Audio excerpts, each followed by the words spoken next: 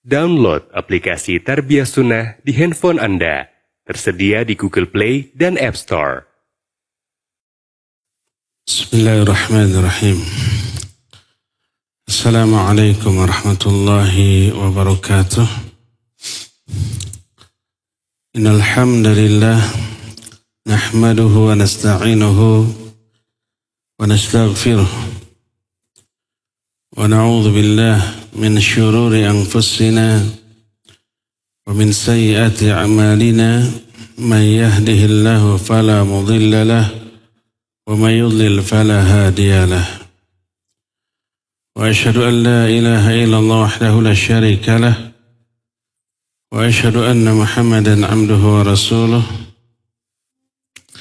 Ya ayyuhalladzina amanu taqullaha haqqa tuqatih wa la tamutunna illa wa antum muslimun wa ba'd. Hadirin jamaah Masjid Al-Ukhwah Bandung yang Allah muliakan, para pendengar radio Tarbiyah Sunnah Bandung. Kita kembali berjumpa melanjutkan kajian amalan hati. Kita sedang membahas cara meraih keikhlasan. 2 poin terakhir adalah pertama muhasabah, introspeksi tentang niat. Yang kedua, hendaklah setiap jiwa memerangi 3 pihak yang menyebabkan kita riya. Pertama hawa nafsunya, kedua syaitan, dan yang ketiga dunia. Kita terus ke poin 8.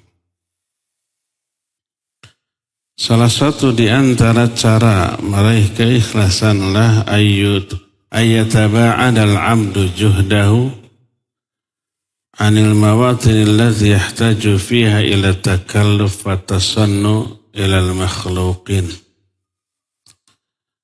Setiap hamba hendaklah menjauhi semaksimal yang dia bisa momen-momen yang mengharuskan dia takalluf dan tasannu' terhadap makhluk. Takalluf itu acting, tasannu' itu menampakkan kepalsuan atau berpura-pura, bersandiwara. Menampakkan kebaikan di mata orang agar terlihat baik.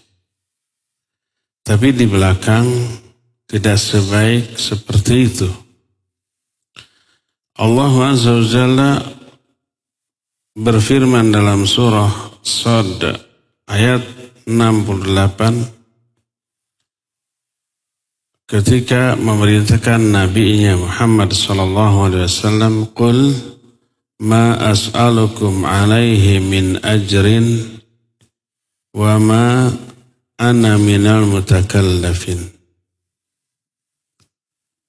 Wa ma ana minal mutakallifin. Katakan oleh Muhammad, aku tidak meminta balasan kepada kalian atas dakwahku ini. Jadi dakwah yang dilakukan oleh Nabi SAW tidak diniatkan memperoleh balasan apapun, uang, kedudukan, termasuk pujian. Wa ma ana minal mutakallifin, dan aku tidak termasuk orang takalluf. Takalluf ini tidak terpuji, disebut wa min thamma fa innahu yataba'adu 'anil umur allati tastad'i minhu hadza takalluf. Dari sinilah maka setiap hamba wajib menjauhi perkara-perkara yang mengharuskan dia takalluf, berpura-pura, bersandiwara, atau acting. Berkata Ali bin Bakar, "Li'an alqiya syaitan ahabbu ilayya min an alqiya fulanan akhafu an atasanna'a lahu fa asqutu min ainillah." Kalau aku berjumpa dengan syaitan, itu lebih aku sukai daripada aku bertemu dengan si fulan tapi bisa mengakibatkan aku berpura-pura di hadapannya, menampakkan kepalsuan di hadapannya, lalu aku pun hina dalam pandangan Allah. Kalau berjumpa dengan setan, tahu ini setan, bisa menghindarkan diri dari godaannya. Tapi kalau berjumpa dengan seseorang yang menyebabkan kita berakting bersandiwara di hadapannya, menampakkan seolah-olah baik padahal buruk, ini bisa menjatuhkan kehormatannya di hadapan Allah. Berkata Ali bin Al-Hasan rahimahullah, balagha Fudailan anna Jarir yuridu an ya'tiyahu. Qala فأقفل الباب من خارج. قال فجاء جرير فرأى الباب مقفلا فرجع. قال علي فبلغني ذلك فأتيته فقلت له جرير. فقال ما يصنع به؟ يظهر لي محاسن كلامه وأظهر له محاسن كلامي فلا يتزين لي ولا أتزين له خير له.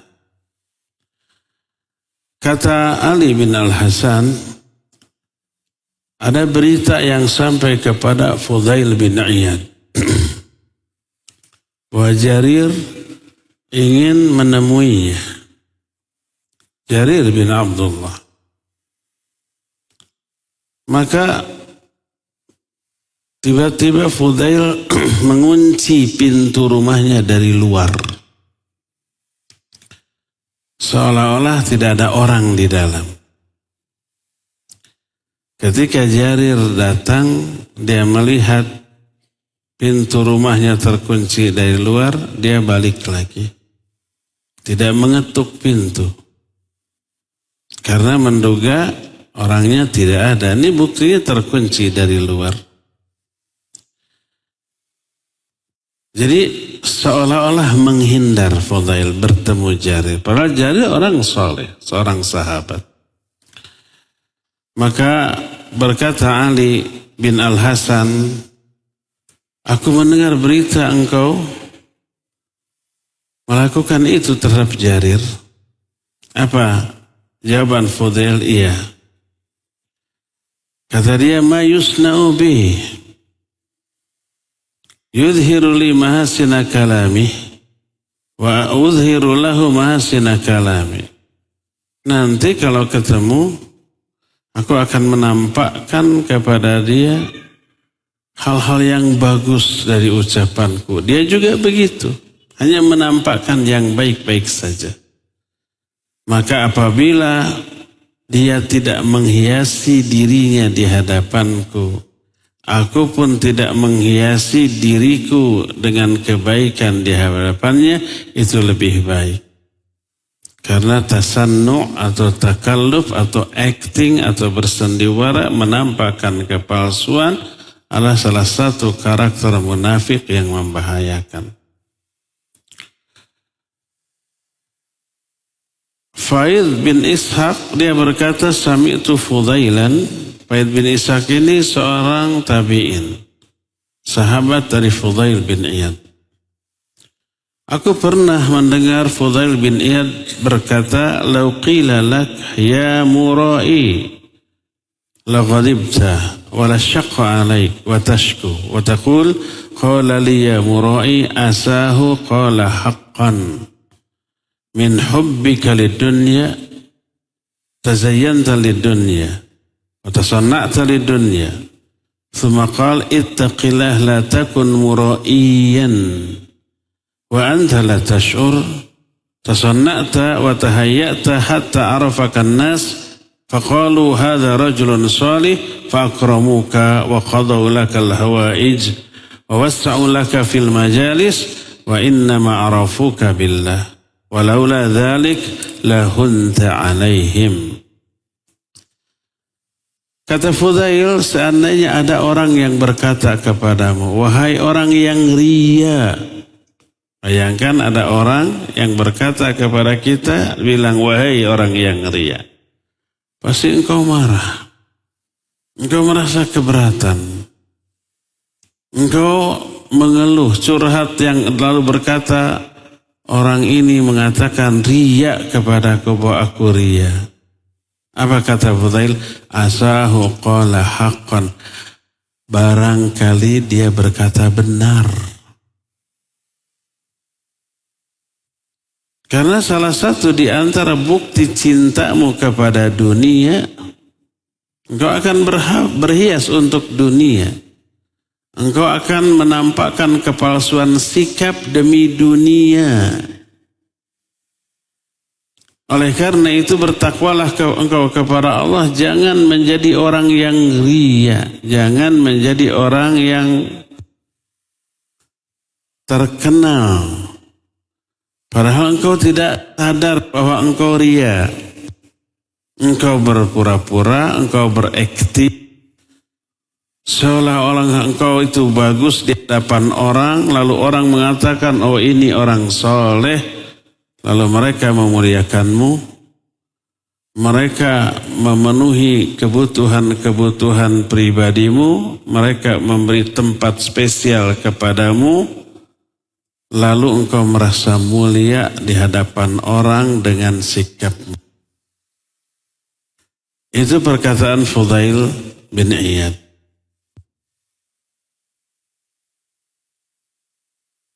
Halo.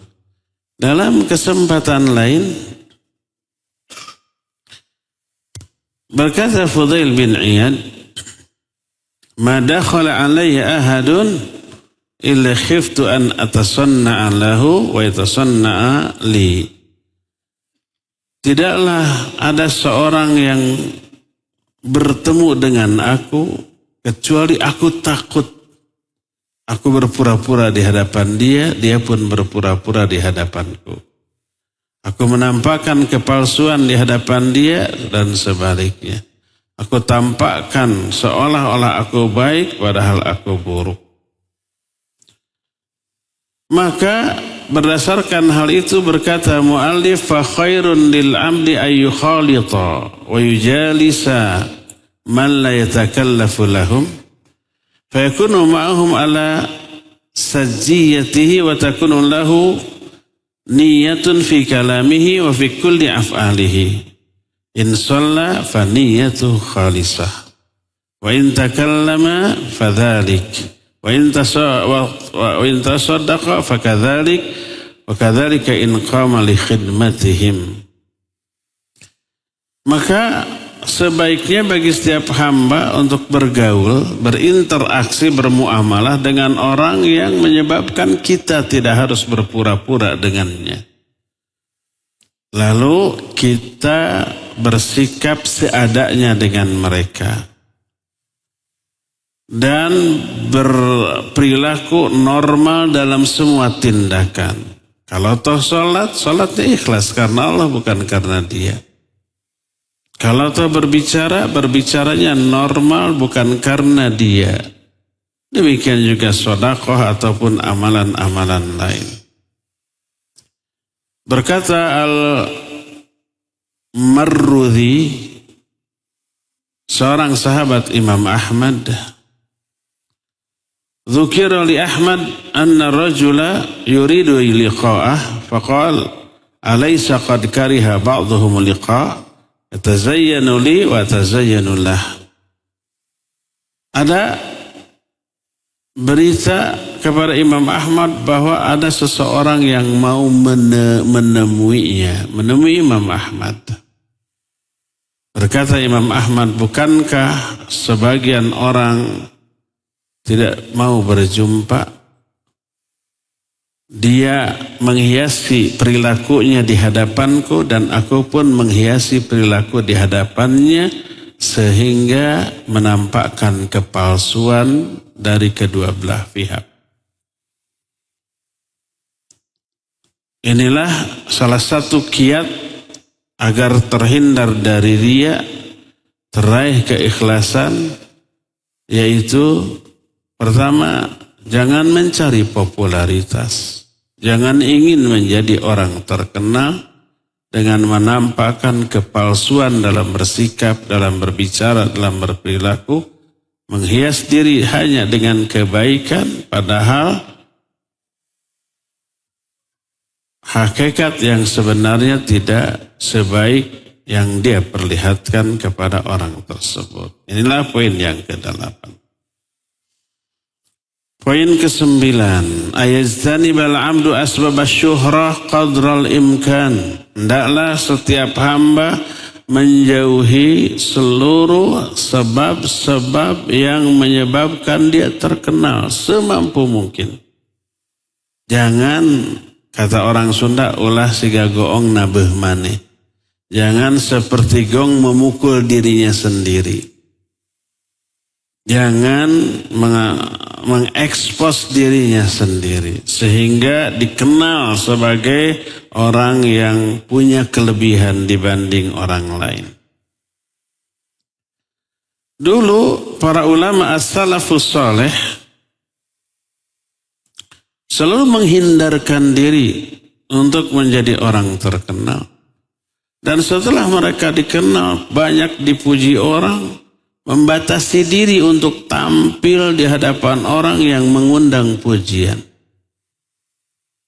Imam Ahmad kalau keluar rumah, beliau menutupi wajahnya dengan imamah, dengan sorban, sehingga orang-orang tidak mengenalnya.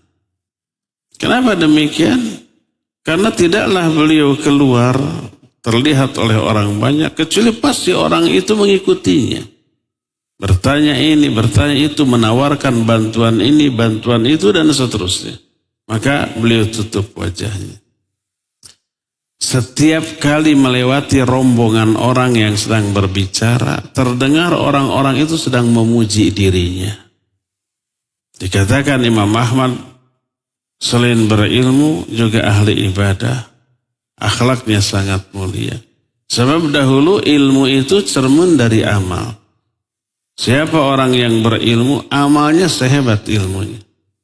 Para ulama dikenal dengan ilmunya, dikenal dengan amalnya. Semua ilmu yang sudah diajarkan, diyakini sudah teraplikasi dalam bentuk amalan. Para ulama zaman dahulu nggak berani menyampaikan ilmu yang belum dia amalkan. Makanya mereka dipuji, bukan hanya keilmuannya, tapi amalnya selaras dengan ilmunya. Makanya ketika Imam Ahmad keluar, ditutup wajahnya, setiap orang memujinya. Dia bukan bangga, dia bukan senang, dia bukan kembang kempis hidungnya, tapi ya laitani istidrajan, celaka aku. Jangan-jangan ini adalah istidraj. Dia tawadhu, tidak menampakkan diri sebagai orang yang mulia di hadapan orang lain. Maka man ta'ammala as-salafas salih, siapa orang yang memperhatikan generasi salafus salih, maka tajidu, dia akan menemukan mereka itu mujanabatahum li asbabi syuhra war riyasah. Mereka itu selalu menjauhi sebab-sebab yang menyebabkan mereka dikenal orang dan disanjung orang. Maka siapapun yang menelaah sejarah kehidupan mereka, dia akan berpikir panjang, lalu membandingkan dengan amalnya dan keadaannya. Ternyata tidak ada apa-apanya antara kita dengan mereka. Ini tidaklah berarti setiap orang hendaklah duduk di rumahnya mengunci pintu lalu berkata, la uhibbu zuhur, inni akhafu syuhra. Lalu dia berkata, saya tidak mau tampil, saya tidak ingin menjadi orang yang terkenal. Tidak harus begitu. Karena apa? Orang-orang zaman dahulu sekalipun menghindari pujian, sanjungan, pengakuan, apresiasi orang terhadap dakwah dan kebaikan, mereka pun tetap tampil di hadapan manusia, menyampaikan ilmu, mencari ilmu, berjihad di jalan Allah Azza wa Jalla, melakukan amal-amal yang Allah perintahkan, dan tak ada satupun di kalangan mereka duduk di rumah, tidak keluar, tidak beramar ma'ruf nahi munkar, tidak menyebarkan ilmu, tidak ke masjid untuk sholat berjamaah, tidak menghadiri majlis-majlis ilmu, tidak jihad di jalan Allah, tidak begitu. Itu semua tetap mereka lakukan.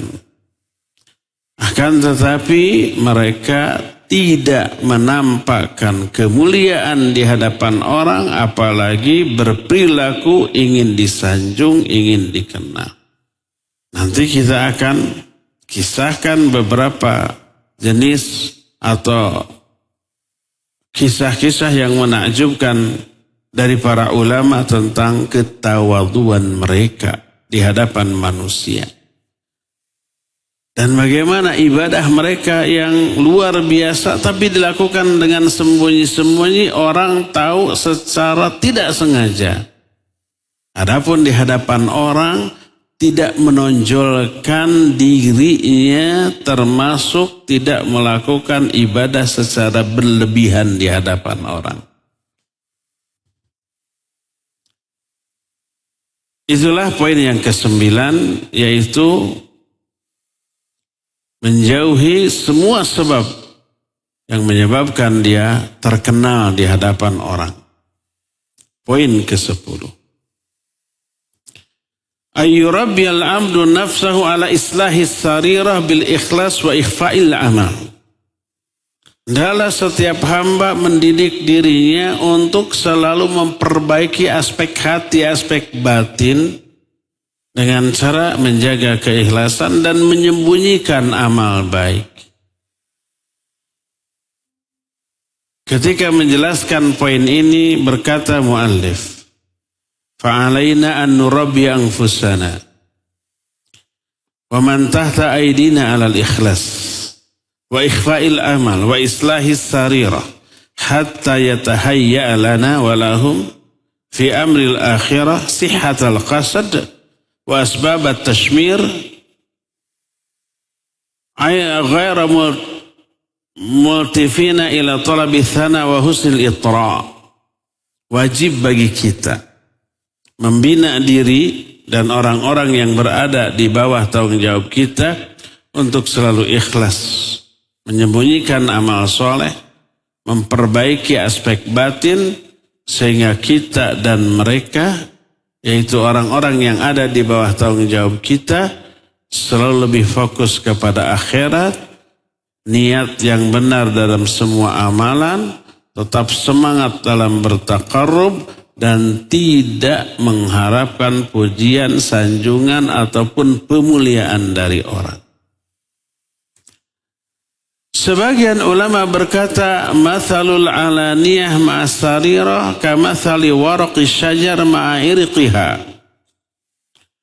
Perumpamaan amal-amal batin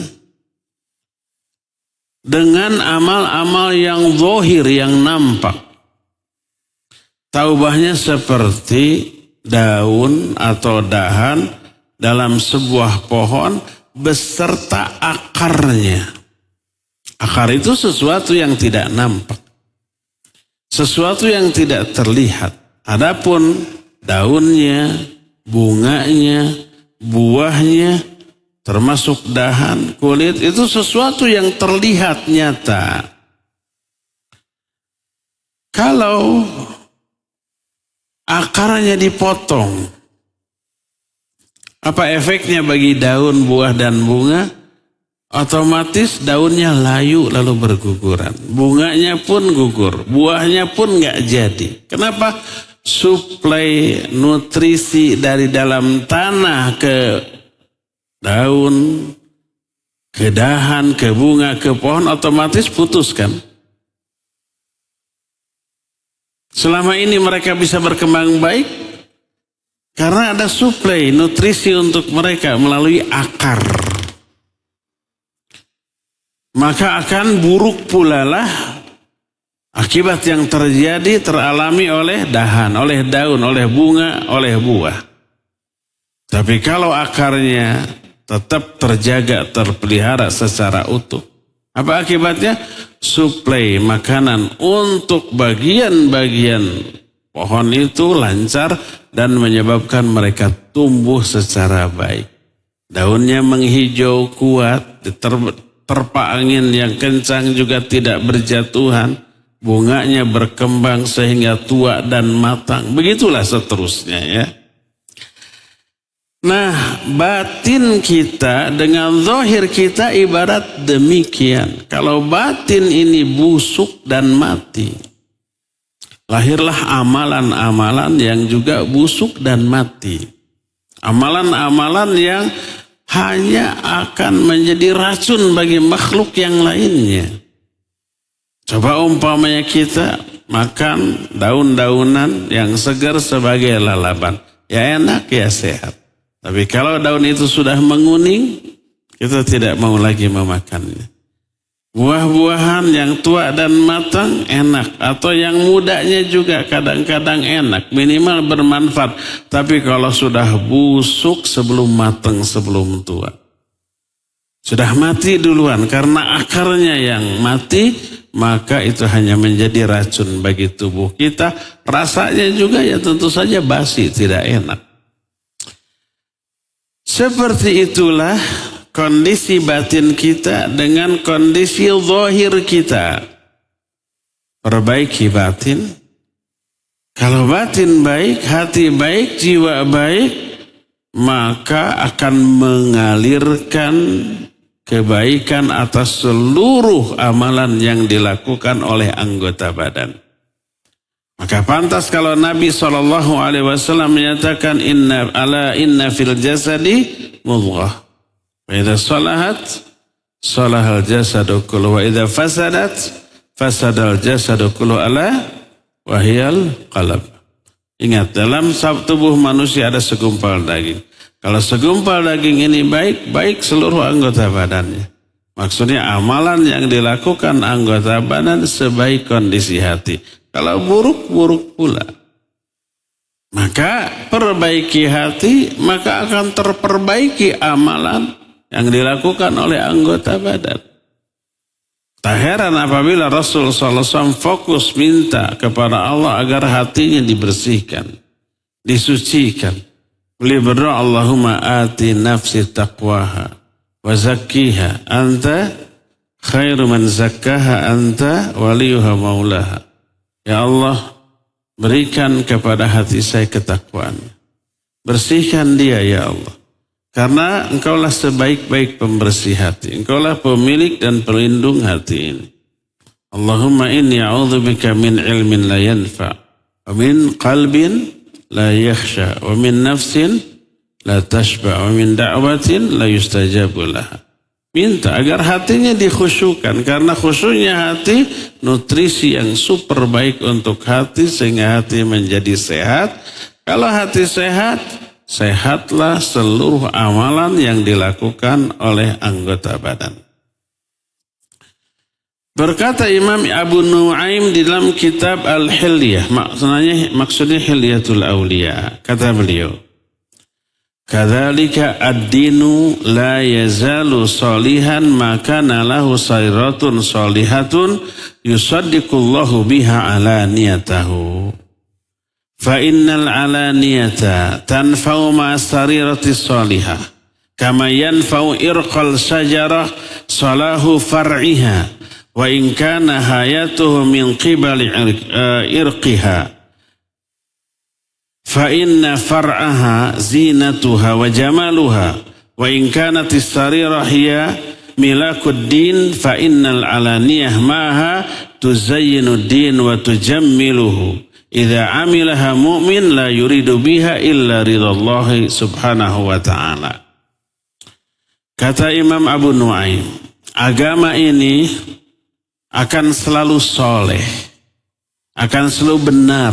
Maksud agama, pengamalan dari agama kita akan selalu baik dan benar selama batin kita juga soleh dan benar. Allah akan tampakkan kesolehan batin kita melalui amal zahir kita. Karena amal-amal zahir baru bermanfaat bagi diri dan orang banyak kalau aspek batin dari diri kita ini benar dan lurus pula. Sebagaimana bermanfaatnya akar sebuah pohon terhadap seluruh bagian dari pohon tersebut. Batangnya kokoh kuat, dahannya juga banyak cabangnya, rantingnya menghasilkan daun-daun hijau, bunga-bunga, dan buah-buahan. Semua itu berasal dari akar yang bagus, yang baik. Karena itulah ketika akar bagus, dia mampu mensuplai seluruh nutrisi yang dibutuhkan oleh bagian dari pohon tersebut. Maka apa yang terjadi? Si pohon menghiasi dirinya dengan daun-daun yang hijau, dengan bunga-bunga yang bermekaran, dengan buah-buahan yang bermanfaat. Maka manfaatnya tidak hanya untuk diri, tapi untuk semua pihak. Bermanfaat untuk tanah, tempat dia tumbuh. Karena pohon itu menyerap air yang ada, entah jauh dari bagian mana tanah itu terserap, sehingga tanah di sekitar pohon itu menjadi gembur, menjadi subur. Terus daun-daun yang dihasilkannya melahirkan keteduhan, bisa dipakai berteduh. Kemudian daun yang menghijau melahirkan oksigen yang bermanfaat bagi manusia dan bagi hewan, bagi makhluk lainnya, buahnya, bunganya bisa dimakan dan seterusnya, manfaat. Coba kalau si akarnya busuk, tidak bisa menyerap nutrisi dari dalam tanah, suplai seluruh yang dibutuhkan oleh batang pohon, oleh dahan, oleh ranting, oleh daun, oleh bunga, oleh buah, terhenti atau tersendat. Apa yang terjadi? Layu, akhirnya mati. Berkata Imam Sufyan bin Uyainah rahimahullahu ta'ala, kata beliau, kana yuqalu man kanat sariratuhu afdal min alaniyatihi fadhalikal fadlu wa man kanat sariratuhu syarran min alaniyatihi fadhakal jawr.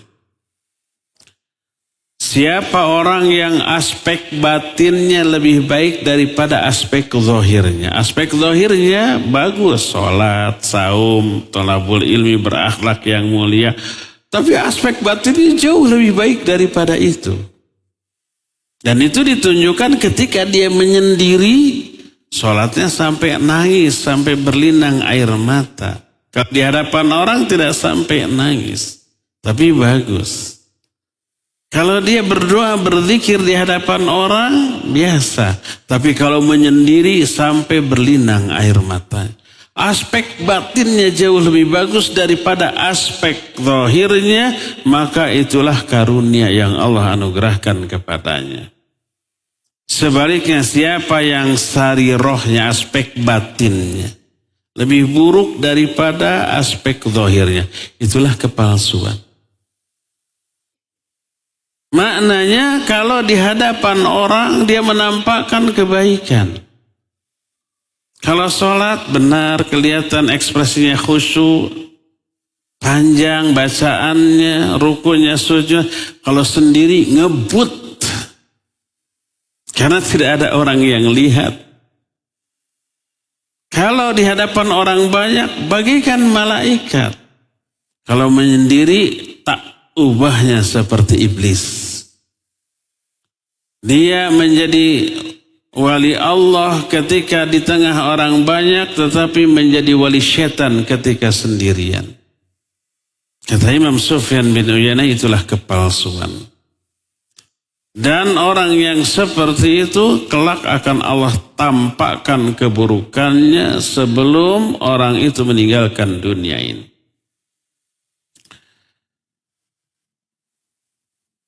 Walil asif, sesuatu yang amat sangat disayangkan. Masih kata Imam Sufyan Ats-Tsauri, Sufyan bin Uyainah. Fa innal alam al-maddi alladhi na'ishu fihi al-yawm la yu'inu ala tahqiqi hadzal matlub wa huwa al-ikhlas. Haitsu asbahat al-hawafiz al-maddiyah wal ma'nawiyah hadfan ladai katsir minan nas wala raiba. Anal hawafiz tuqawi an-nafs wa tujaddidu an-nashat, walakin hinama tatahawwalu hadhihi al-hawafiz ila al-hadaf fa hadha amrun sayyi'un bihaitsu yakunu la hamal insan illa jidduhu wa ijtihaduhu ay yuhassilu tarqiyatan aw yasma madhan aw yasma madhan. Sesuatu yang disayangkan di dunia yang materialistis yang kita hidup sekarang di dalamnya, itu tidak membantu kita untuk meraih keikhlasan yang diinginkan. Karena apa? Karena sekarang ini benefit atau keuntungan materi dan maknawi, keuntungan materi seperti uang, jabatan, dan seterusnya. Keuntungan atau benefit maknawi itu seperti sanjungan, pujian orang, apresiasi orang kepada. Ini sekarang ini sudah menjadi tujuan hidup manusia. Manusia banyak yang ingin kaya, banyak yang ingin menjadi terkenal. Apapun dilakukan untuk menjadi orang terkenal, walaupun dengan hal yang sangat memalukan. Kan gitu, yang penting terkenal, yang penting viral. Maka lihat konten yang dibikin oleh orang-orang melalui media sosial, yang aneh-aneh pun ditampakkan sekadar ingin viral. Ada yang begitu? Banyak. Sekadar untuk menjadi followers, untuk menarik followers, untuk menarik viewers. Begitu. Tak peduli isinya benar atau salah. Tak peduli isinya baik atau buruk. Dan seterusnya. Kan gitu ya. Tidak diragukan lagi bahwa benefit ini betul ada manfaat. Menguatkan jiwa, memberikan semangat, dan bisa berkontribusi lebih banyak dibanding orang yang tidak memilikinya. Dengan banyak uang kita banyak bisa menolong banyak orang.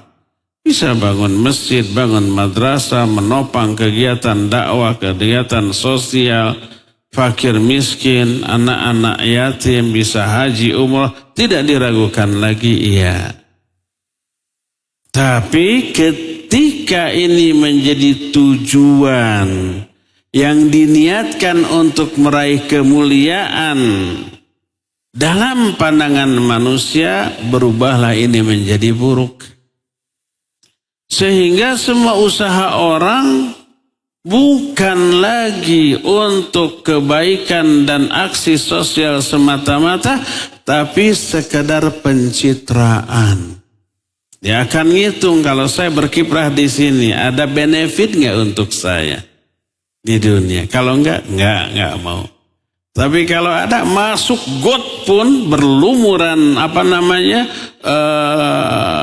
lumpur, nggak jadi masalah. Asal ada feedback keuntungan. Dengan masuk got saya bisa jadi pejabat. Dengan masuk got orang-orang simpati semuanya, kan gitu. Pencitraan semata-mata. Dan ini hanya lahir dari orang yang menjadikan dunia sebagai tujuan dan akhirat sebagai alat. Amal-amalan akhirat dijadikan sebagai alat untuk meraih keuntungan dunia. Maka ini buruk. Maka fokuslah untuk memperbaiki hati. Fokuslah untuk memperbaiki aspek batin. Baik buruknya hati berpengaruh besar kepada baik buruknya amalan yang kita lakukan. Inilah poin yang ke-10. Poin yang ke-11. Ayanzurul amdu fi aqibati riya fid dunya. Untuk meraih keikhlasan, hendaklah seorang hamba memperhatikan efek buruk riya dalam kehidupan dunia. Kalau awal-awal kita menjelaskan perhatikan efek buruk dari riya di akhirat. Di akhirat dia akan diazab. Walaupun amalannya bagus dan manfaat bagi orang banyak. Hadis yang sampai-sampai Abu Hurairah pingsan 3 kali sebelum menyampaikannya. Ini tentang 3 orang yang amalannya hebat. Pertama mujahid sampai mati syahid. Kedua ulama yang berdakwah secara benar. Menjadi inspirasi dari banyak orang untuk hijrah. Ketiga hartawan yang dermawan. Ini bermanfaat bagi umat 3-tiganya. Tapi masuk neraka. Karena apa? Riya niatnya. Agama akan dikuatkan oleh seorang laki-laki fajir. Innallaha la yu'ayyidu hadzal din birrajulil fajir. Allah akan menguatkan, membela agama ini dengan laki-laki yang durhaka. Ternyata laki-laki durhaka itu 3 orang tadi itu. Ulama yang berdakwah secara benar, isi dakwahnya benar menyentuh, tapi niatnya riya. Orang banyak taubat dari dosa maksiat, banyak yang hijrah, banyak yang termotivasi untuk ibadah, Islam terkuatkan. Tapi si ulamanya ini fajir, durhaka. Kenapa? Karena riya. Demikian juga mujahid. Demikian juga orang yang hartawan, yang dermawan. Manfaat bagi umat. Islam terkuatkan, tapi dia durhaka. Kedurhakannya karena kesalahan dalam hal niat. Itu di akhirat. Adapun efek buruk di dunia juga ada. Aisyah radhiyallahu anha menulis surat kepada Muawiyah radhiyallahu anhu. Muawiyah ketika itu menjadi khalifah. Para Nabi SAW dan Khulafaur Rasyidin sudah wafat. Muawiyah menjadi khalifah. Aisyah masih hidup. Aisyah mengirim surat. Isinya nasihat. Apa isinya? Kata Aisyah, amma ba'd. Fa inal 'abda idza 'amila bi ma'siyatillah ada hamiduhu minan nasi dhamman. Kata Aisyah, setelah hamdalah, syahadat, salawat, terus amma ba'd, adapun setelah itu, fa innal 'abda idza 'amila bi ma'siyatillah, sesungguhnya seorang hamba apabila dia melakukan kemaksiatan kepada Allah, ada hamiduhu minan nasi dhamman, maka orang yang tadinya memuji akan berubah menjadi mencela. Kita pernah jelaskan, kemaksiatan menyebabkan berubahnya kecintaan Allah menjadi kebencian, berubahnya kecintaan orang menjadi ketidaksukaan, berubahnya pujian orang menjadi celaan. Apa maknanya? Maknanya ketika menerangkan poin ini adalah Allah tampakkan keburukan orang itu di hadapan manusia. Sehingga manusia yang tadinya memuji dia atas kebaikannya berubah menjadi mencela karena keburukannya. Berkata mu'allif, yata'akkadu mithlu hadha fi man ya'malu bihamdin nasi wa sanaihim. Fa'innahu yu'amilu binaqidi qasdihi fal jazau min jinsil amal. Sebaliknya ini sama dengan orang beramal kebaikan, ketaatan kepada Allah, tapi dalam rangka meraih pujian dan sanjungan manusia. Allah tahu? Tahu. Terus respon Allah kepada orang yang beramal akhirat, ibadah, tapi ria, ingin dipuji manusia, gimana respon Allah? Allah tolak, Allah benci dia. Siapa orang yang dibenci oleh Allah? Allah nanti memanggil malaikat Jibril. Hei Jibril, sesungguhnya aku membenci dia, benci dia olehmu. Maka Jibril pun membenci dia. Lalu Jibril mengumumkan ini kepada para malaikat, innallaha, Sesungguhnya Allah itu yakrahu fulanan, benci kepada si fulan, maka benci si fulan oleh kalian. Maka semua malaikat membenci orang ini, lalu kebencian itu pun menular kepada semua makhluk di muka bumi. Makhluk pun akan membenci dia. Padahal dia menampakkan sebagai ahli ibadah.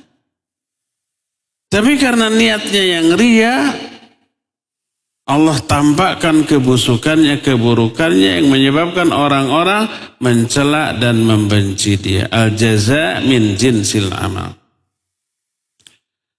Satu ungkapan Umar radhiyallahu an yang terkenal, man khalusat niyatuhu fil haqq walau ala nafsi kafahu Allahu ma bainahu wa bainan nas.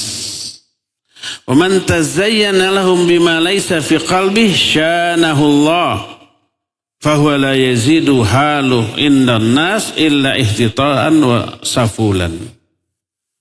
Kata Umar, siapa orang yang mengikhlaskan niat di atas kebenaran,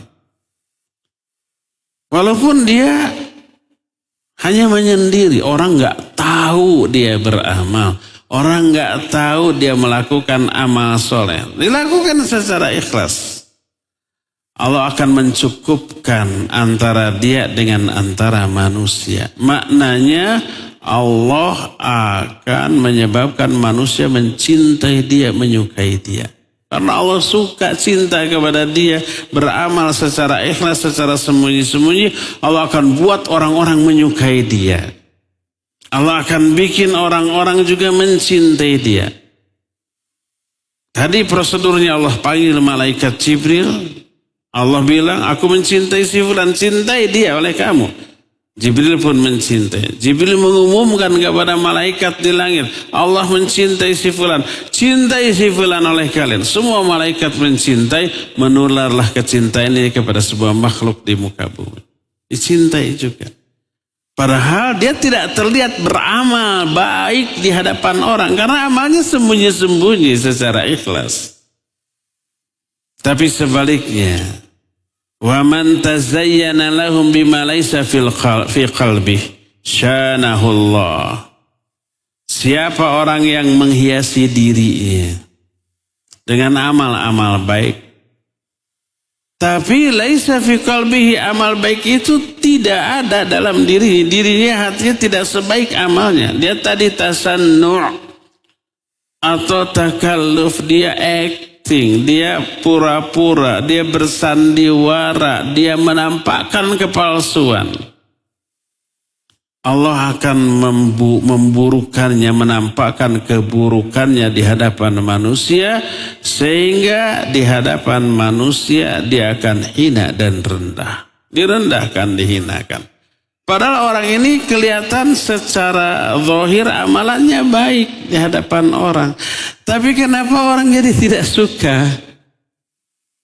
Itu karena amalan baiknya hanya kepura-puraan, hanya acting, hanya kepalsuan. Di luar itu ketika dia menyendiri atau di tempat yang jauh tidak ada yang mengenalnya, dia bebas sebebas-bebasnya menampakkan keburukannya. Tadi beberapa pertemuan yang lalu kita sudah menyebutkan orang ini tidak muraqabah. Tidak muraqabah itu tidak merasa diawasi oleh Allah. Jadi ketika ada orang banyak atau orang yang mengenal dia, dia menampakkan kebaikan. Ketika menyendiri atau tidak ada orang yang mengenalnya, dia menampakkan keburukan. Seolah-olah baik buruknya hanya ingin dinilai oleh orang yang melihatnya. Dia nggak sadar Allah melihat dan menilai. Para malaikat melihat, menilai, mencatat, dan kelak akan dibalas sesuai dengan amalnya. Nah, orang yang seperti ini, amal ibadah kebaikan yang dilakukan di hadapan manusia musnah bagaikan debu yang tertiup oleh angin. Hadis yang sangat menakutkan dari Thauban radhiyallahu anhu. Berkata Rasul sallallahu alaihi wasallam, "Inni la'alamanna aqwaman min ummati ya'tuna yaumal qiyamah bihasanati mithla jabal tihama faja'alaha haba'an manthura. Aku benar-benar tahu ada berapa orang di kalangan umatku nih, umat Islam. Mereka datang pada hari kiamat dengan membawa pahala kebaikan sebesar gunung Tihama. Gunung yang besar, lebih besar daripada gunung Uhud. Gunung Uhud tidak begitu besar. Panjangnya cuma 6 atau 7 kilometer, tingginya paling 1000 meter. Itu gunung Uhud. Tihama lebih gede lagi daripada itu. Ada orang pada hari kiamat membawa pahala yang sangat banyak. Tiba-tiba Allah jadikan musnah seperti debu yang diterbangkan oleh angin. Nggak bersisa. Padahal itu modal untuk bahagia di akhirat. Pahala habis semua. Lalu para sahabat bertanya, man haula'i ya Rasulullah, sifhum lana hatta la nakuna minhum wa nahnu la na'lam. Siapa mereka itu wahai Rasulullah? Terangkan sifat mereka kepada kami, jangan sampai kami seperti mereka tanpa kami sadari. Lalu Nabi SAW menjawab, haula'i ikhwanukum wa min jildatukum. Mereka itu saudara-saudaramu wa min jildatikum, dan dari kalangan kalian. Ya'khuduna minal lail kama ta'khudun. Mereka juga suka sholat malam seperti kalian. Ahli tahajud, ahli ibadah. Saumnya mungkin, siangnya mungkin saum. Orang-orang tahu. Walakinnahum idza khalau bimaharimillah intahakuha. Tapi mereka adalah orang-orang yang ketika mereka bersendirian, mereka bermaksiat, melanggar apa yang Allah haramkan. Hanya merasa tidak ada yang melihat, tidak ada yang tahu, hanya dirinya sendiri lalu bebas. Seolah-olah tak ada yang melihat. Padahal Allah mengawasi. Malaikat juga tidak pernah lepas dari dirinya. Kanan kiri ada raqib atid, depan belakang ada malaikat hafazah, ada juga malaikat qarin. Ma yalfidhu min qawlin illa ladaihi raqibun atid. Lahu mu'aqibatun min baini yadayhi wa min khalfihi yahfazunahu min amrillah. Kanan kiri, depan belakangnya malaikat penjaga, ada malaikat qarin. Raqib atid bukan hanya mengawasi, mencatat. Kelak catatan itu akan diperlihatkan. Orang tadi kenapa hancur amalnya? Karena tidak ada muraqabah. Dia hanya ingin dinilai oleh orang. Ria dengan amalnya, maka dia hina dalam pandangan Allah, hina dalam pandangan manusia. Inilah poin yang ke-11, yaitu melihat efek buruk ria. Apa efek buruk ria? Di dunia membuat orang menjadi benci, membuat orang menjadi merendahkannya dan menghinakannya. Ini hanya salah satu, bukan satu-satunya. Efek buruk ria yang lain itu banyak. Selain tadi Allah akan tampakkan keburukan-keburukan dia di hadapan manusia. Sebusuk hatinya yang melahirkan ria. Nanti dalam momen-momen tertentu Allah bongkar tanpa dia sadari. Orang jadi tahu, oh ini ternyata bejat. Oh ini ternyata buruk. Lalu berubahlah yang tadinya memuji menjadi mencela. Seperti perkataan Aisyah radhiyallahu anha tadi, man amila bimaksiatillah ada hamiduhu minan nas dzamman. Siapa orang yang maksiat kepada Allah, maka orang yang tadinya memujinya akan berubah menjadi mencelanya. Orang yang tadinya mencintainya akan berubah menjadi membencinya. Orang yang tadinya mendukungnya berubah menjadi menentangnya, dan seterusnya begitu. Allah yang mengkondisikan hati mereka untuk demikian. Ke-12, poin terakhir. Cara meraih keikhlasanlah ayanzura fi awaqibil ikhlas wa awaqibir riya wal maqasidis sayya fil akhirah. Hendaklah setiap hamba memperhatikan efek buruk dari riya, sum'ah, ujub di akhirat dan efek baik dari keikhlasan.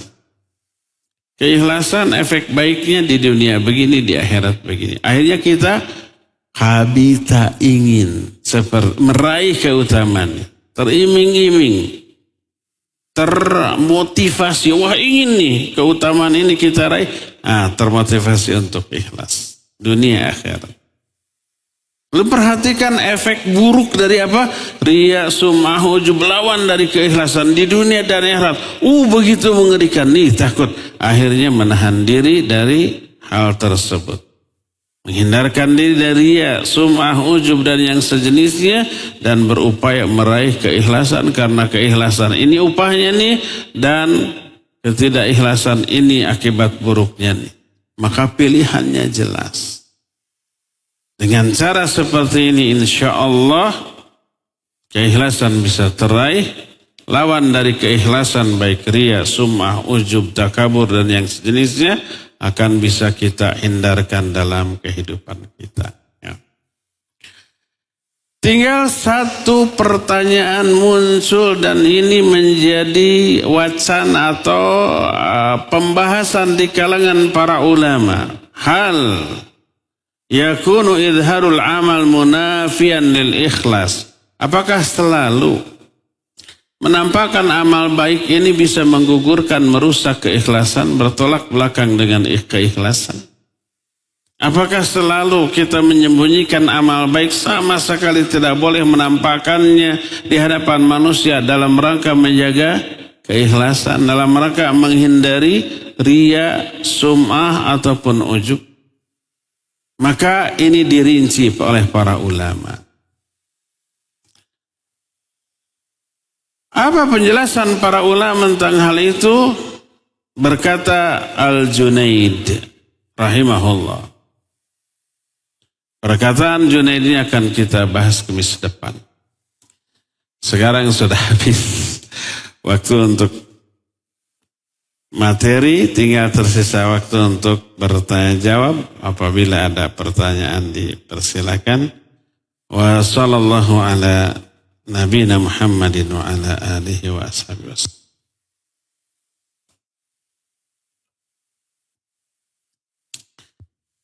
Pertanyaan pertama. Assalamualaikum warahmatullahi wabarakatuh. Waalaikumsalam warahmatullahi wabarakatuh.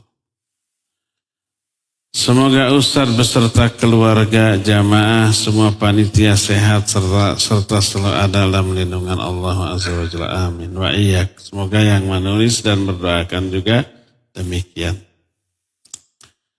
Bagaimana cara yang baik untuk bisa bersikap memposisikan anak sebagai orang tua dan juga sebagai teman bagi anak usia SMP? Iya. Bagaimana ya? Posisikanlah diri kita sebagai orang tua bagi anak kita. Gimana caranya? Gimana aja orang tua membimbing, mengajar, menasihati, melarang dari keburukan, gitu ya. Mengarahkan kepada hal-hal yang baik dan memberi contoh. Begitulah layaknya seorang orang tua. Tunjukkan kemuliaan akhlak di hadapan anak. Karena anak akan mengikuti kebiasaan kita yang dia lihat dari diri kita sehari-hari. Menular nanti ke anak. Hindarkan keburukan akhlak, kekasaran. Hindarkan umpamanya melakukan perkara yang tidak layak di hadapan anak. Karena itu akan ditiru oleh si anak ya. Nah, sekaligus perhatikan kebutuhan anak, kesusahan anak, masalah anak, beri solusi. Dengarkan curhatannya, berikan solusi yang baik. Kalau umpamanya kita melihat dia cemberut, melamun, pasti ada masalah. Harus peka dengan hal itu. Korek, kasih support, kasih semangat. Kita lebih banyak pengalaman hidup dari dia. Kalau si anak mengadu begini, oh dulu emak juga waktu kecil kayak begitu. Tapi ini nanti nggak lama kok, nanti begini. Kalau ada clash dengan teman-temannya, membuat dia itu melamun, merenung gitu ya, tidak ceria. Kita korek, oh masalahnya ada clash dengan teman. Bilang solusinya begini. Akhirnya anak menemukan solusi pada diri kita. Anak menemukan ketenangan ketika ada masalah, ketika ada gelisah. Akhirnya mendekat. Jadi kita selain sebagai orang tua juga tempat curhat anak, tempat meminta solusi, tempat meminta pendapat, akrab. Terus jangan lupakan main-mainlah dengan anak ya. Main bola, balap lari, gegelutan sama anak boleh, nggak masalah. Untuk apa? Untuk mengakrabkan. Dan ini juga memberi kesenangan kepada anak ya. Jadi anak akan merasa memiliki teman yang membuat dia bahagia walaupun jauh dari kawan-kawan. Ketika kawan-kawannya tidak ada, dia bete di rumah, ada kita yang suka bermain dengan dia ya. Wallahu a'lam. Apa boleh menjadi terkenal dengan tujuan mencari nafkah? Emang kalau terkenal bisa gampang dapat duit gitu?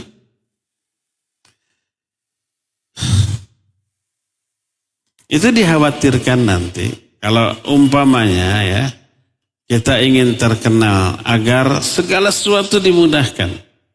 Ada kesulitan, orang banyak membantu. Ada umpamanya kita butuh fasilitas tertentu, orang-orang mengenal kita dan baik, langsung membantu. Apa begitu? Gitu ya.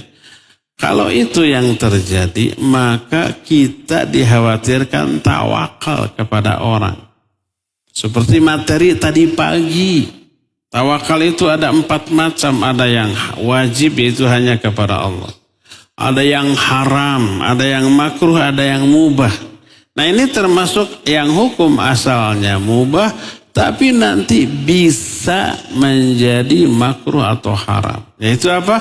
Kalau tawakal kepada makhluk ini menyebabkan kita ini merasa di bawah dia dan dia tinggi di atas kita, mengakibatkan untuk memenuhi keinginan dia melanggar syariat pun oke gitu. Itu yang dikhawatirkan ya. Terlebih sekarang orang ingin terkenal, dengan terkenal menjadi banyak uang melalui media sosial, dia banyak dapat fee dari viewers, dari followers gitu ya. Nanti kita apapun kontennya akan selama mengundang banyak viewer, banyak komentator, banyak followers gitu. Kita nggak peduli baik buruknya konten dari medsos yang kita upload ya.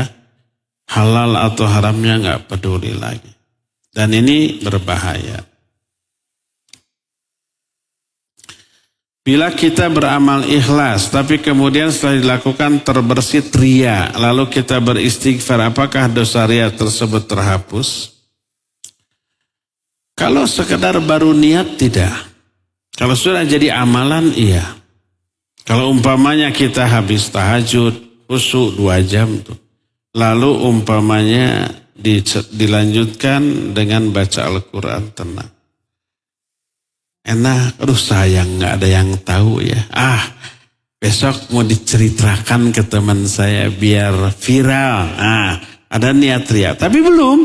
Sampai di sana belum dihitung dosa. Kita harus cepat ingat, astagfirullah, ini gak boleh. Lalu istighfar. Bagus. Mungkin munculnya keinginan ria yang tiba-tiba itu bisikan setan, was-was dari setan. Tapi tidak kita ikuti, kita perangi dengan istighfar, astagfirullah, dengan ta'awud. Dan besoknya kita tidak ceritakan. Rianya belum menjadi amalan. Hanya baru niat rencana, tapi belum, maka nggak masalah. Ini sama dengan niat untuk melakukan keburukan, belum dicatat oleh malaikat. Sampai keburukan itu dilakukan, baru dicatat. Tapi kalau umpamanya niat mau melakukan keburukan terusnya ternyata enggak jadi karena takut dosa, dihitung sebagai satu pahala kebaikan ya. Allahu a'lam. Pertanyaan berikutnya curhat. Assalamualaikum Ustaz. Waalaikumsalam. Ini masalah akhwat tusuk curhat. Ustaz, dosa enggak ya jika saya merasa sudah mati rasa kepada suami? Tuh kan. Karena sikap suami kepada saya yang tidak pernah menghargai saya sebagai istri. Ikhwan sebagai suami, jangan gitu atulah ke istri. Pertama kasihan ke istri. Kedua, ada korban lain dari sikap antum sebagai suami yang cuek ke istri. Siapa korbannya? Para ustaz. Ustaz itu jadikan tempat ngadu, tempat curhat, kadang sampai nangis segala macam. Mengadukan suaminya yang pikas sebelen. Para ustaz banyak urusan, banyak masalah, banyak pikiran. Ditambah dengan ya urusan rumah tangga orang lain, temais temelem gitu ya. Tapi kena getahnya. Kasihanilah para ustaz. Dengan cara menjadi suami yang baik. Ingat para suami, Allah yang memerintahkan kita memperlakukan istri dengan sebaik-baik perlakuan. Perintah Allah itu. Wa'ashiruhunna bil ma'ruf. Perlakukan mereka, pergauli mereka, para istri dengan ma'ruf, dengan baik. Perintah Allah itu.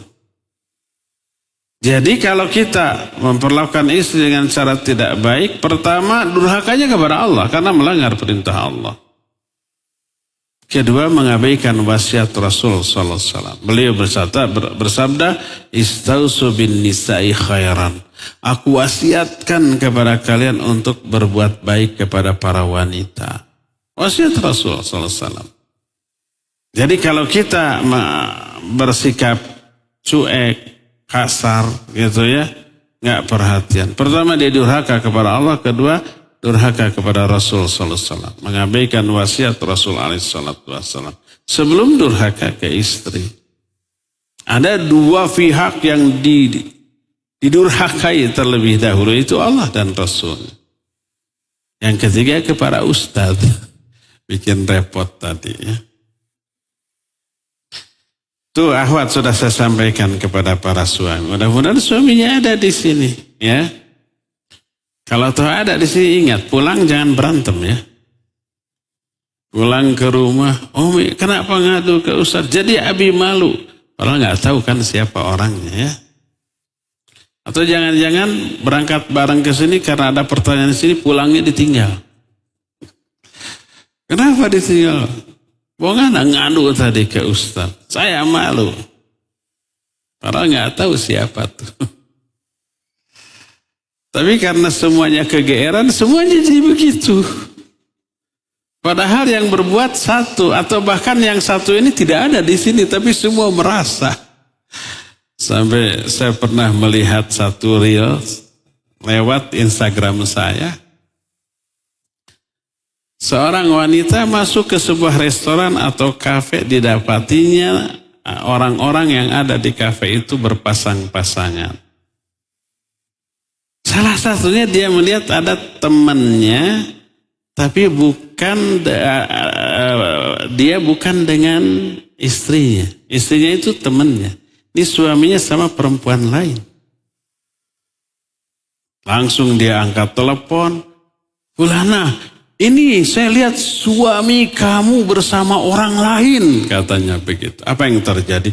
Semua yang ada di kafe itu bubar. Lari. Apa maknanya? Semuanya begitu. Padahal ditujukan hanya ke seorang saja. Ternyata semuanya begitu. Jangan-jangan di sini juga begitu, yang diadukan seorang suami tapi merasa semua nanti dalam hati si Umi ini. Awas nih. ngadu di pengajian. Sampai di rumah semua berantem. Kata si Umi, saya emang enggak. Itu tadi ya enggak tahu itu mas siapa. Mungkir, ngeles kan gitu. Akhirnya semuanya berantem. Awas, jangan berantem. Malah terima kasih Umi ya. Abi telah dinasihati melalui Ustadz gitu. Berterima kasihlah ya. Sejak sekarang Abi enggak akan kasar lagi. Ya. Sudah Ahwat ya, sudah disampaikan. Tapi itu enggak pertanyaannya. Ustaz, dosa enggak saya karena merasa sudah mati rasa kepada suami. Karena sikap suami kepada saya tidak pernah menghargai. Kalau mati rasa atau tidak itu enggak bisa dimanage oleh kita. Hati itu yang mengendalikan Allah. Yang membolak-balikan Allah. Ya. Cuma kewajiban kita secara zahir tetap wajib ditunaikan selama kita statusnya sebagai istri. Tetap melayani, tetap umpamanya bersikap baik, ramah, walaupun hati sudah enggak ada rasa. Kewajiban tetap wajib ditunaikan. Tanpa rasa ya gimana lagi, dah rasa mah tidak bisa dikuasai oleh kita ya. Terus kumaha tuh? Perbaiki penyebab dari hal ini. Kalau umpamanya suami tidak menghargai, coba cari penyebab. Mungkin suami tidak menghargai karena ada beberapa kesalahan fatal dari diri kita yang tidak kita akui mungkin. Ya, pokoknya perbaiki dari sana, insya Allah rasa itu muncul kembali. Setelah si suami memberi perhatian, memberikan kepedulian, terus menghargai kita, kita juga akan berubah lagi insya Allah. Jika melihat status orang lain dan menurut kita dia ria atau pamer, padahal menurut yang membuatnya mereka tidak ria, maka itu gimana supaya dan siapa yang berdosa? Nah, nanti itu dibahas di materi yang akan datang. Apakah setiap orang yang menampakkan amal itu ria atau bukan? Itu pembahasan kita di semis yang akan datang. Cuma karena nggak sabar ditanya sekarang, datang lagi Kamis depan ya. Jawaban atas pertanyaan ini 1 jam. Dan itu kita nggak cukup waktu sekarang. Bagaimana? Ini terbalik tadi curhat tuh Ahwat. Sekarang suami curhat tentang istri. Dengar Ahwat tuh. Balas dendam Ikhwan. Bagaimana menghadapi istri yang sulit dinasihati? Jangan-jangan suami istrinya yang tadi nih. Dua-duanya curhat. Bagaimana menghadapi istri yang sulit dinasihati, boros, merasa tidak cukup, ikut mengatur rumah tangga? Ya iya kan dia ibu rumah tangga. Ya harus ngatur lah. Yang seharusnya saya yang bertanggung jawab. Beberapa kali menyakiti ibu bapak saya dengan laporan rumah tangga sampai mereka sakit. Saya sudah menasihati, sudah dihajar, bukan dihajar ya, tapi tidak berubah. Nasihat Ustadz bagaimana? Orang tua saya sudah tidak mau bertemu lagi dengan dia. Tadi suami durhaka, sekarang istri durhaka. Kayaknya berpasangan tuh tadi. Barakallahu fiik. Ikhwan dan akhwat, bagi yang jomblo bersyukurlah. Yang masih jomblo. Daripada punya pasangan nyebelin kayak begini. Khusus para jomblowan jomblowati terlebih dahulu. Cari pasangan hidup karena agama. Jangan karena kecantikannya, kekayaannya, atau karena kehormatan keluarganya. Karena bangsawan kita jadi mau. Tanpa memperlihatkan apa? Memperhatikan agamanya. Agama ini yang membuat rumah tangga jadi nyaman atau tidak. Kalau pasangan hidup kita memilih kita karena agamanya, kita juga memilih dia karena agamanya, agama inilah yang kelak akan mewarnai kehidupan rumah tangga. Kedua-duanya akan meniatkan nikah untuk ibadah. Kedua-duanya akan saling menunaikan kewajiban tanpa menuntut hak. Yang penting kewajiban kita kepada orang lain itu yang harus ditunaikan. Hak saya nanti urusan belakangan. Coba bayangkan kalau seperti itu. Terus terapkan aturan Allah dan Rasulnya dalam kehidupan berumah tangga. Tadi saling peduli, saling perhatian, saling berlemah lembut. Innallaha idza arada li ahli baitin khaira adkhala alaihim rifqa. Kalau Allah menginginkan kebaikan dalam sebuah rumah tangga, Allah masukkan kelemah lembutan ke dalam kehidupan mereka. Suami ke istri lemah lembut, istri juga begitu. Orang tua ke anak, anak juga ke orang tua begitu. Adik ke kakak, majikan ke pembantu, pembantu ke majikan. Semua lemah lembut. Semuanya saling menghargai perasaan, hak dan kewajiban masing-masing. Semua menerapkan aturan Allah. Udah nyaman itu kehidupan rumah tangga. Kalau ada yang salah, tidak lantas emosi. Dia menyadari ini manusiawi. Lalu dinasihati secara baik. Lalu dia sadar, minta maaf, ngaku salah, memperbaiki diri. Beres masalah.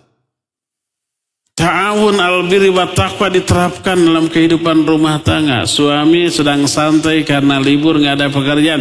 Lihat istrinya sibuk ngepel, sibuk nyupir, nyuci piring, sibuk masak, sibuk nyuci baju. Wah, ini pahala bagi saya.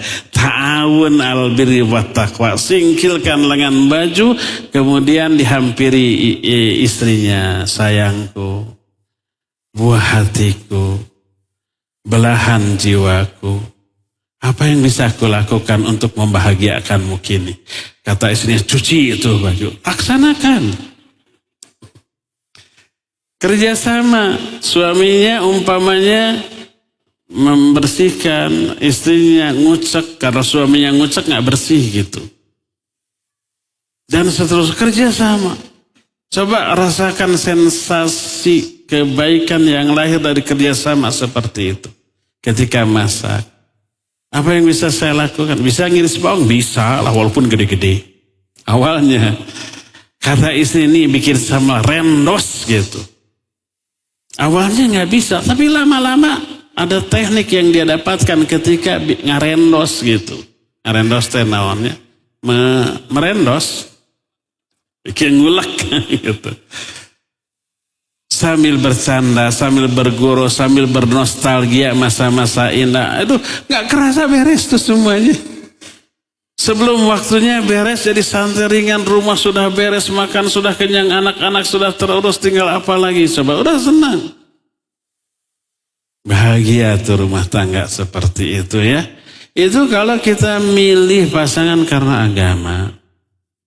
Bukan karena urusan dunianya. Maka tidak akan ada kejadian kayak begitu. Istrinya nggak mungkin menyakiti mertuanya, ya, nggak mungkin menyakiti orang tuanya. Sampai orang tuanya marah nggak mau ketemu, nggak mungkin, ya. Istrinya nggak mungkin kehilangan rasa kepada suami. Bahkan tambah lama tambah cinta, tambah sayang, tambah betah, tambah ingin selalu berdua. Karena kelihatan suaminya sayang, perhatian, membantu, membahagiakan, dia akan ngasih feedback yang baik ya. Nah seperti lihat suami istri selalu romantis, mesra, lembut, bercanda dengan canda yang menyenangkan. Anak-anaknya yang melihat, adem, aduh orang tua saya kelihatan bahagia. Oh, anak-anak juga bahagia. Coba kalau orang tuanya ribut, berantem, piring beterbangan. Ya, karena biasanya yang lempar piring istri biasa, suami enggak.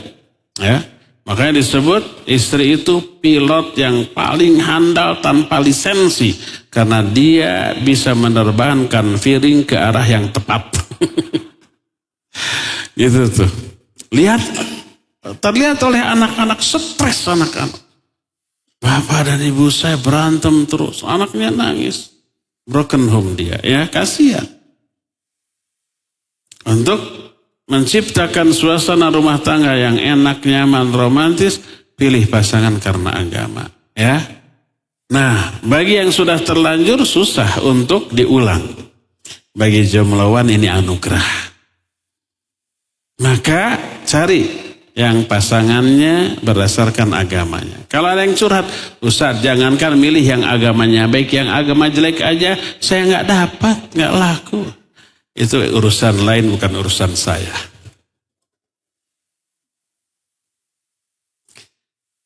Belum terjawab. Bagaimana menghadapi istri kayak begitu? Lakukan 3 tahap. Pertama, nasihati.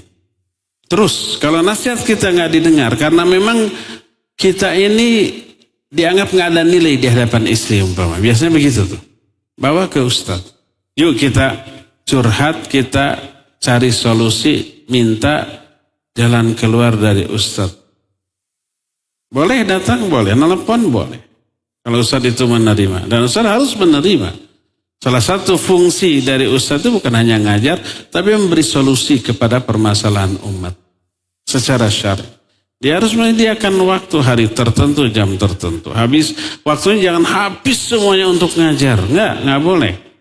Dia punya kewajiban pribadi ke istrinya, ke anaknya. Dia punya kewajiban pribadi mencari nafkah. Dia juga punya kewajiban untuk menerima tamu yang curhat. Dan terutama dia punya kewajiban ibadah kepada Allah. Menghafal Al-Quran, memurojaah hafalan, menambah ilmu. Bayangkan.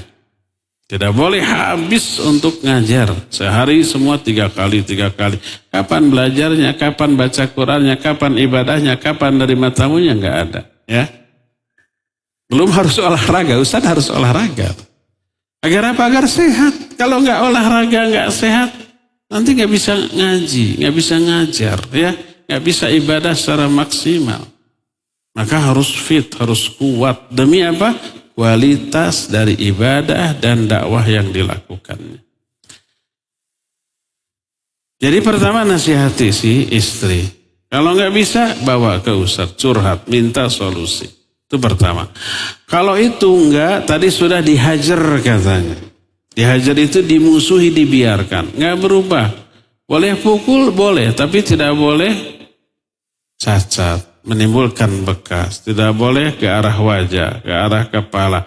Tidak boleh menghina, menjelek-jelekan. Ya. Kalau sudah begitu, tidak berubah juga, sudah. Gabungkan orang tua, gimana nih solusinya? Terus apa putus? Kalau terus ini syaratnya. Kalau putus ya sudah. Ya. Ini tuntunan Al-Quran. Kalau kedua suami istri mengalami deadlock, tidak ada titik temu, fab'athu hakaman min ahli wa hakaman min ahliyah. Utus hakim dari pihak laki-laki, dari pihak perempuan, lalu bermusyawarah. Libatkan orang tua. Mau terus, mau putus. Kalau dua-duanya tetap kekeh tidak bisa terus, putus lebih baik. Ya. Nanti perbaiki diri. Wallahu a'lam. Apabila diperbolehkan saling memuji antar suami istri, bagus, ya, bagus. Dalam hal apa? Duniawinya. Masaknya enak, puji, ya. Beres-beresnya rapi, puji. Beres-beresnya tidak rapi, puji yang rapinya. Yang tidak rapinya nanti disindir. Dan seterusnya. Adapun aspek agamanya, ibadahnya, jangan dipuji yang menyebabkan dia merasa ujub dengan hal itu, ya. Puji kecantikannya, walaupun nggak cantik, anggap sajalah. Imajinasikan ini bidadari, sudah gitu. Hal ini kami selalu lakukan bila melakukan deep talk atau pillow talk. Pillow talk maksudnya ngomong sama bantal gitu. Ana memuji suami karena secara nyata memang worth it untuk dipuji dengan ilmunya, lembutnya dan tanggung jawabnya. Aspek dunianya boleh puji dengan mengatakan, kamu ini kebanggaanku. Tak ada suami yang sepertimu. Aku merasa nyaman berada di dekatmu. Puji nggak apa-apa, ya. Jangan sampai saya tea atuh. Jangan sampai begitu. Apa yang harus saya lakukan terhadap teman saya yang suka live TikTok, kontennya tentang diskusi seputar kajian. Kadang ada yang kasih gift dan diskusinya antara cowok dan cowok. Cowok itu laki-laki ya, antar sama laki-laki. Ya, kalau itu dalam rangka dakwah boleh. Tadi kajian, lalu dibicarakan ya dalam TikTok itu. Oh, isi kajian itu tadi begini-begini, worth it banget gitu. Sayang kalau harus dilewatkan. Yuk teman-teman nanti ikut ya, ada jadwal lagi dan seterusnya. Kita akan peroleh pencerahan, iman, termotivasi untuk memiliki akhlak yang baik. Itu untuk mengajak orang dakwah bagus ya.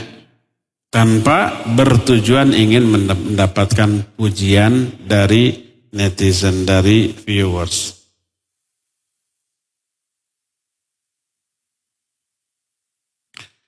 Ustadz, berkenankah Ustadz memberikan penjelasan tentang guru Al-Quran yang menetapkan infak per bulan untuk murid-muridnya? Saya mengajar Al-Quran secara private. Infak tersebut saya belanjakan untuk kuliah saya juga dan bermulazamah dengan para syaikhah. Emang mulazamahnya offline gitu? Atau online tapi berbayar gitu? Namun terkadang saya sering sedih karena banyak murid yang nunggak. Tapi saya malu untuk mengingatkan karena saya tidak ikhlas. Saya malu untuk mengingatkan karena takut saya tidak ikhlas. Mohon nasihatnya. Bolehkah menerima upah dari ngajar Quran atau dakwah? Pertama, kalau kita ngajar atau dakwah diniatkan untuk itu nggak boleh.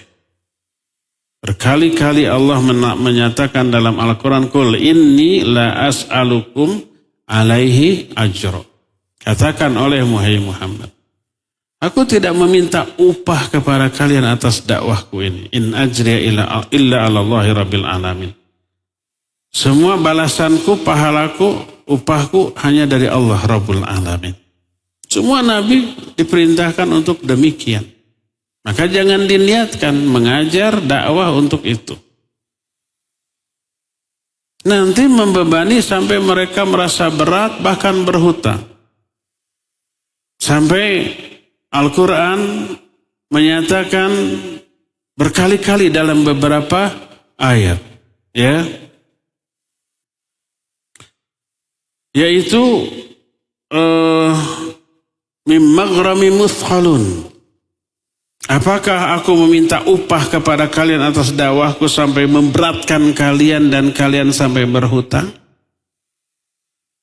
Ini disinyalir oleh Al-Quran, jangan sampai dakwah itu menjadi beban bagi pihak yang didakwahi.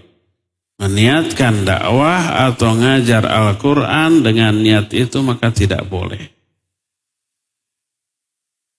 Adapun kalau kita ngajar secara ikhlas, mengajarkan Al-Quran, tapi kemudian murid-murid atau orang tua murid memberi kepada kita, boleh kita terima tanpa diniatkan, tanpa kecewa kalau ternyata cuma 2.000 dan wah ini mah 1 juta, akhirnya lebih diperhatikan yang 1 juta, yang 2.000 nanti belakangan kalau masih ada sisa waktu baru diajari, kalau enggak lain kali. Jangan sampai membeda-bedakan karena aspek itu. Boleh diterima kalau tidak diniatkan.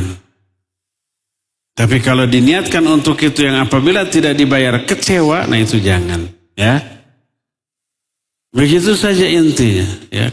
Umpamanya kalau kita dakwah, jangan diniatkan untuk memperoleh balasan. Kalau setelah dakwah ternyata ada orang yang ngasih amplop untuk ganti transportasi, tolaklah. Nah, itu lebih utama. Kalau ternyata tidak bisa ditolak, tiba-tiba dititipkan ke orang, tiba-tiba diberikan, ya udah terima. Atau ada yang bagus, Ustadz tadi kitab apa coba lihat, cek diselipkan. Ustadz nggak tahu. Begitu sampai di rumah sudah dibuka, aduh ada amplop, isinya $10.000. Ya sudah terima. Ya perlu dibalik atau ditransfer. Begitu sudah selesai, sudah pulang.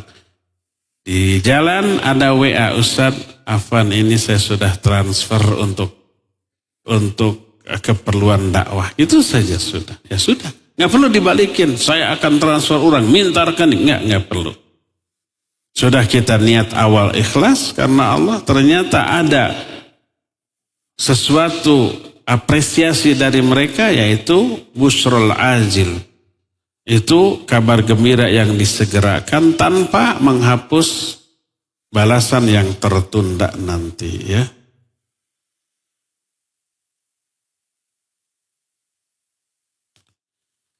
Ya, masih banyak pertanyaan, mohon maaf tidak bisa terjawab karena terbatasnya waktu. Sampai di sini saja dulu. Besok insya Allah kita jumpa lagi di sini ba'da asar, membahas masalah tauhid, dan materi yang sekarang kita bahas kita akan lanjut di hari Kamis yang akan datang. Subhanakallahum bihamdik asyhadu an la ilaha illa anta astaghfiruka wa atubu ilaik walhamdulillahi rabbil alamin. Wassalamualaikum warahmatullahi wabarakatuh.